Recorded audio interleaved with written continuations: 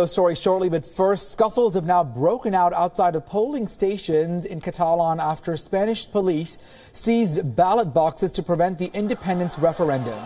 Spain has banned the Catalan referendum, terming it illegal and unconstitutional. Spanish police have now entered the polling stations, breaking glass doors and seizing the ballot boxes.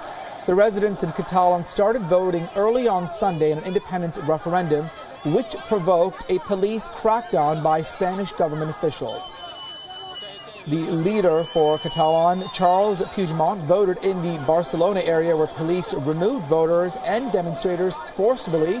There were long queues of voters who waited at some of the polling stations in Barcelona schools to cast their ballots. Earlier on, Spanish police sealed more than 1,300 polling stations in order to stop the referendum. Spain's government said that police have now visited the 1,300 of the 2,300 schools in Catalonia, which is designated as polling stations. Spanish government claimed that the Catalonian government has now suffered a blow to its referendum vote following its telematic voting system being blocked. Now, meanwhile, on the latest demonstration of solidarity between the two stateless people of Kurds and Catalans, the People's Democratic Party of Turkey has also announced its full backing of the autonomous region of Catalonia.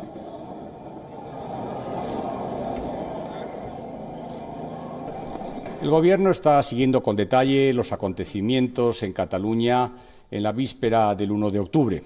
Y hoy nos hemos enterado de un golpe asestado a la organización del referéndum ilegal cuando se ha bloqueado las instalaciones del Centro Tecnológico y Telemático de la Generalidad de Cataluña, precisamente para evitar el que se pudiera utilizar el voto telemático o el recuento también de los votos. Esta actuación, como todas las actuaciones que se están desarrollando, se hacen en el marco estricto de la ley y por orden judicial. Well, the standout between the central government and the Catalan leaders is one of the biggest crises to hit Spain since democracy was restored after the death of the dictator Franco in 1975.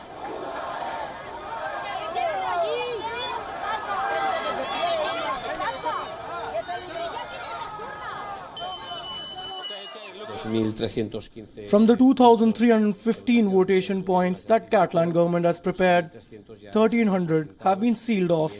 Among them, there are 163 where there are people doing unsporting activities. All of them have been warned by the Catalan government police that they have to leave these spaces before 6 in the morning so that they can definitely be closed. People will go to vote. According to surveys, it will be over 52, 53, 54% of the population. People that are totally pacific. People who want to express with normality their opinion about who the political future of Catalonia should be. Well, earlier, thousands of people demonstrated in Barcelona and Madrid by waving the Spanish flag in favor of Spanish unity and against a referendum on the independence vote. Estamos de acuerdo con lo que están haciendo los catalanes.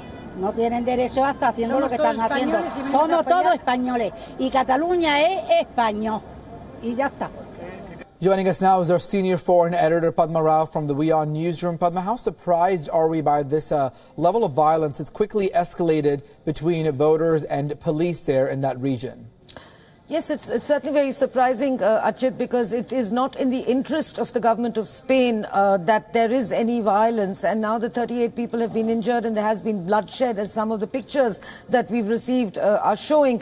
This is only likely to harden the stance of those seeking complete independence. Had there been no violence and had there been no forced entry into polling booths, as we saw this morning, you saw those visuals of the police breaking a glass door to open the door to a polling booth. Now, that was a booth where the Catalan leader Carles Puigdemont was due to vote, and he did not vote there. He surprised everyone by choosing another polling booth. But so this kind of violence is not likely to go down well at all. It's only going to harden the stance. So if there had been a likelihood of this standoff and ending in some sort of negotiation for greater autonomy, perhaps, then that is being struck down by the violence displayed by the police. We also understand that many of the schools there, Padma, have been designated as polling stations, been occupied overnight to sort of reduce perhaps this anticipation of violent clashes, but unfortunately perhaps not going the way that was expected. I mean, in the hours left as the booths before they close, what are we expecting? I mean, do things look like they're subsiding by any chance, or not really at this point?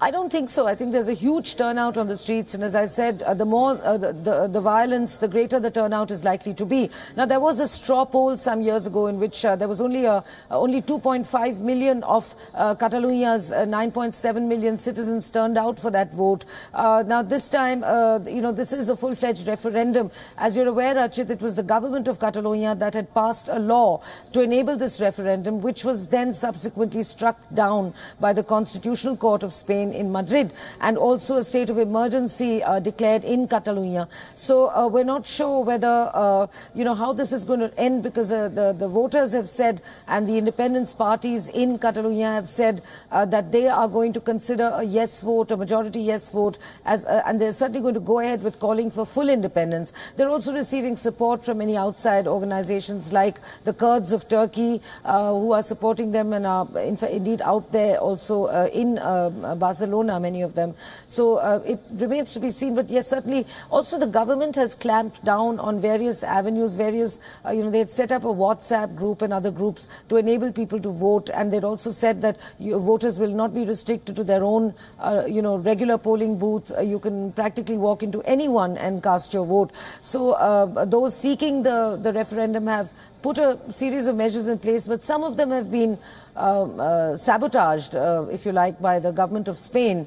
Like many websites of Catalan news sites have been shut down. We've been trying to access some all day, and they seem to be blocked. So this is a full-blown standoff, and it remains to be seen whether it will be solved peacefully by the end of the day with no more violence, or whether this will escalate and worsen things on the ground. All right, Padma, getting us the very latest there. Of course, Catalonia is a region in the northeast part of the country, a wealthy region that handles its own education and other infrastructures. Of course, special reports tonight on this referendum vote tonight at 8 and 9 here on WION. Padma, thank you for those updates. Well, Mumbai terror attack mastermind and LET chief Hafiz Saeed has now sent a $1.5 million U.S. defamation notice to Pakistan's foreign minister, Khwaja Asif. Saeed has slammed Pakistan's foreign minister for his remarks at the Asia Society Forum in New York. Asif accused the United States of supporting terrorists a few decades back and called Saeed as the darlings of the White House. Asif has also acknowledged Saeed, the Haqqanis and the Lashkar-e-Taiba as liabilities for the country and said that Pakistan doesn't have the required assets to get rid of them. Saeed's counsel, A.K. Dogar, has now sent the notice to the foreign minister and clarified in the notice that Saeed has never seen the White House and not to speak or wine and dine with U.S. President Donald Trump last month, which criticized Pakistan for its support to terror groups, saying it receives billions of dollars in U.S. assistance. Was put under house arrest at his residence in Lahore earlier this year. Saeed is a wanted terrorist by India and the United States for his alleged role in the mastermind of the 2008 terror attacks in Mumbai that killed 166 people.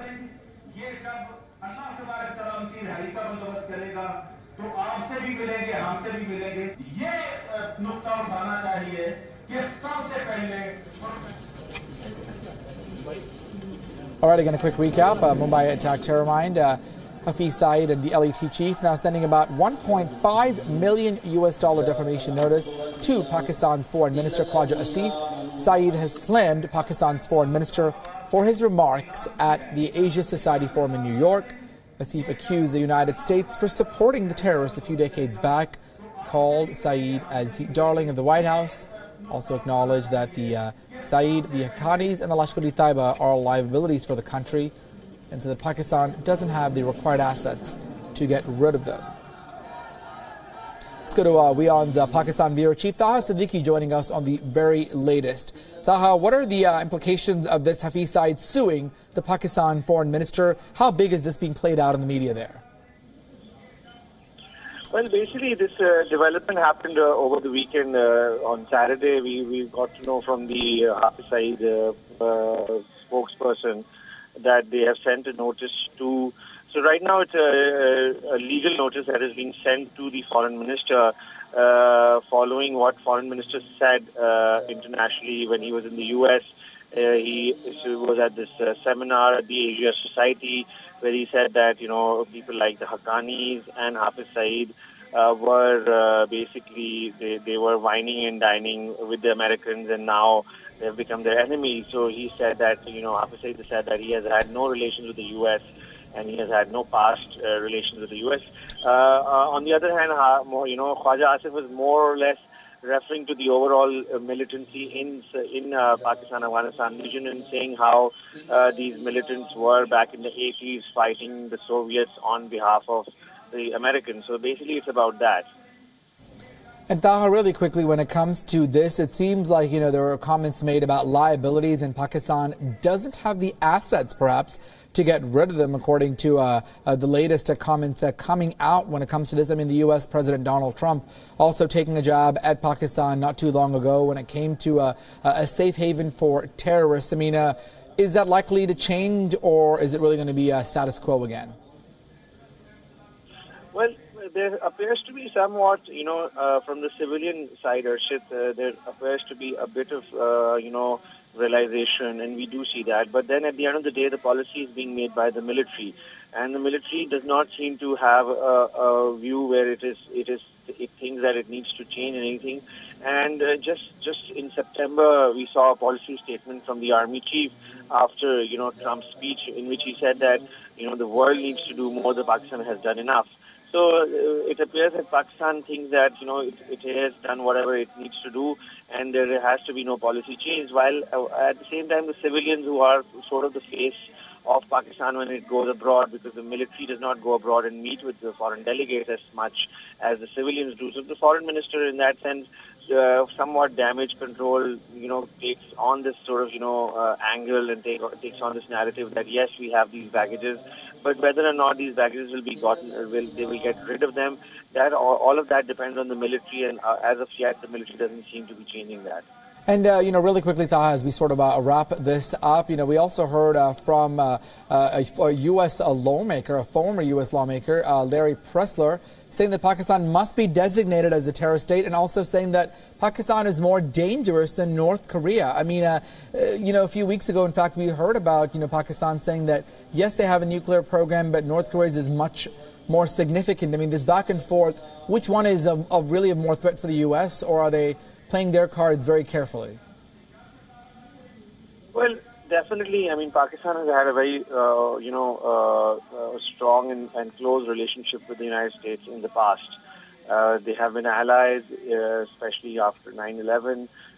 They became, you know, Pakistan became the only non-NATO ally in the war on terror, and provided the Americans with air bases in Pakistan, provided them supply routes to go to Afghanistan, and other sort of, you know, military support. And because of that, the relation, and then it's not just the 9/11, post 9/11. If you go back all the way to the 60s, you know, when the Cold War era was there, at that time also Pakistan allied itself with the United States.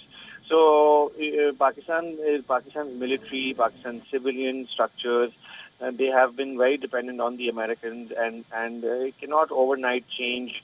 Yes, there is a lot of rhetoric on both sides as to we don't need you, or, you know, we are going to declare you a terrorist state, or you know, there's the Pakistan is the most dangerous country. But it's all to sort of, you know, move the other partner or the other country to do something more than what they're doing, or to change their course of action, but not to take any steps which will result in a further deterioration of the relationship. I think the relationship will continue to exist like this.